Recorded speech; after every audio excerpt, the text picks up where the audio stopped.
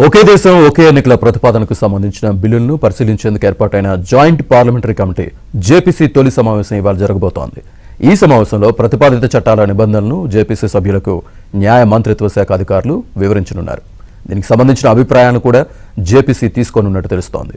JPC తన నివేదికను వచ్చే పార్లమెంట్ సెషన్లో మొదటి వారం చివరి రోజున లోక్సభలో సమర్పించాలి. ఈ నేపథ్యంలోనే దీనిపై సుదీర్ఘ చర్చ చేపట్టేందుకు కమిటీ సభ్యులు చర్యలు వేగవంతం చేశారు.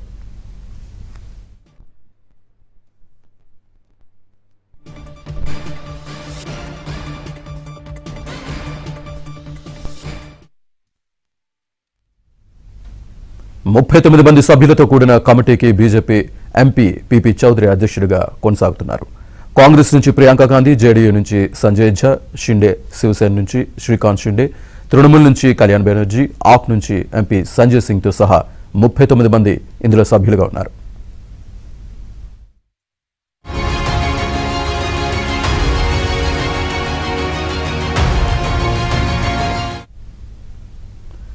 పార్లమెంట్ శీతాకాల సమావేశాల సందర్భంగా 129వ రాజ్యాంగ సవరణ బిల్లు, కేంద్ర పాలిత ప్రాంతాల చట్టాల బిల్లును లోక్సభలో కేంద్ర న్యాయశాఖ మంత్రి అర్జున్ రామ్ మేఘ్వాల్ ప్రవేశపెట్టారు. ఈ తీర్మానానికి లోక్సభ ఆమోదముద్ర వేసింది. అయితే ప్రతిపక్ష సభ్యుల నుంచి వ్యతిరేకత రావడంతో ఈ బిల్లుపై మరింత కసరత్తు చేయడానికి కేంద్ర సర్కార్ జేపీసీకి ఈ బిల్లును పంపించింది.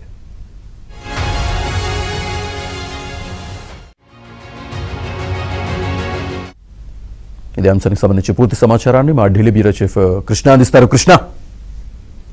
శ్రీనివాస్, జమిలీ ఎన్నికలపై జరుగుతున్నటువంటి పరిణామాలు మరింత ప్రాధాన్యతను సంతరించుకున్నాయని చెప్పొచ్చు. ఈ రోజు జమిలీ ఎన్నికలపైన జాయింట్ పార్లమెంటరీ కమిటీ జేపీసీ తొలి సమావేశం జరగబోతోంది. ఈ సమావేశానికి జేపీసీ చైర్మన్ పీపీ చౌదరి నేతృత్వం వహిస్తున్నారు. ఈ రోజు సమావేశంలో ప్రధానంగా న్యాయశాఖ అధికారులతో పాటు లా కమిషన్ అధికారులతో కూడా ఈ యొక్క జమిలీ ఎన్నికలపైన చర్చలు జరిగే అవకాశం ఉంది. ఈ రోజు ఏదైతే కేంద్ర ప్రభుత్వం ప్రవేశపెట్టినటువంటి జమిలీ బిల్లులో ఉన్నటువంటి లోటుపాట్లు ఏంటి, అందులో ఏమైనా రాజ్యాంగపరమైనటువంటి సమస్యలు ఉన్నాయో వాటిని ఏ విధంగా ఎదుర్కోవాలి, అదేవిధంగా ఈ అంశం పైన చట్టబద్ధత, అమలు పరమైనటువంటి సవాళ్లు, ఈ ప్రయోజనాలను వీటన్నిటిని కూడా పరిగణలో తీసుకుని ఈ రోజు చర్చలు కొనసాగించబోతున్నారు. ఈ సమావేశంలో కీలక అంశాలపైన నిర్దిష్ట చర్చలు జరుగుతాయి. అదేవిధంగా భవిష్యత్తులో నిర్ణయాలు తీసుకునే దిశగా ఈ సమావేశం కీలకంగా మారుతుందని కూడా భావిస్తున్నారు.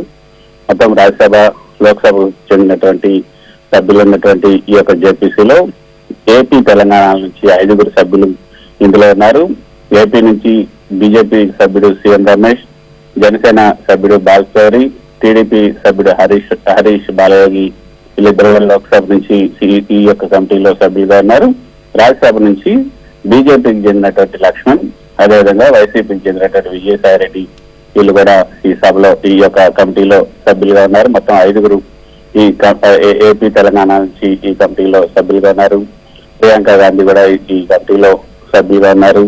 ఈ యొక్క జమిలీ ఎన్నికలపై ఈ జాయింట్ పార్లమెంటరీ కమిటీ ఏర్పాటు చేయడానికి ప్రధానమైనటువంటి కారణం దేశంలో ఏదైతే లోక్సభ, రాజ్యసభ ఎన్నికలను ఒకేసారి నిర్వహించేందుకు అవసరమైనటువంటి చట్టబద్ధత, ఆర్థిక ప్రయోజనాలు, సామర్థ్యాలు, అదేవిధంగా సవాళ్లు వీటన్నిటిని కూడా సమగ్రంగా అధ్యయనం చేయటమే గణనీయమైనటువంటి, అంటే ప్రతి ఎన్నికల నిర్వహణకు కూడా గణనీయమైనటువంటి ఆర్థిక వ్యయం, సమయం కూడా వెచ్చించాల్సి ఉంటుంది.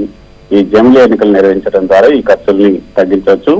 కేంద్ర రాష్ట్ర ఏదైతే లోక్సభ, రాజ్యసభ అసెంబ్లీలకు నిరంతరం ఎన్నికలు జరుగుతున్న నేపథ్యంలో పాలన పైన కూడా ప్రతికూల ప్రభావం పడుతుంది. కాబట్టి ఎన్నికల సమయాల్లో మోడల్ కోడ్ ఆఫ్ కండక్ట్ అమలు చేయడం వల్ల కొన్ని పథకాల అమలు కూడా నిలిచిపోతుంది. కాబట్టి జమిలీ ఎన్నికలు ఈ సమస్యను తగ్గిస్తానికి కేంద్రం భావిస్తుంది. మరి ఈ రోజు జరుగుతున్నటువంటి ఈ తొలి సమావేశంలో ఈ యొక్క ఏదైతే న్యాయశాఖకు సంబంధించిన అధికారులు, లా కమిషన్ కు సంబంధించిన అధికారులు ఎటువంటి ప్రతిపాదనలు చేస్తారు, వీటిలో మార్పులు, చేర్పులు, సవరణలు ఏమైనా కోరతారా అన్నది కూడా చూడాల్సి ఉంటుంది. Right, thank you very much Krishna.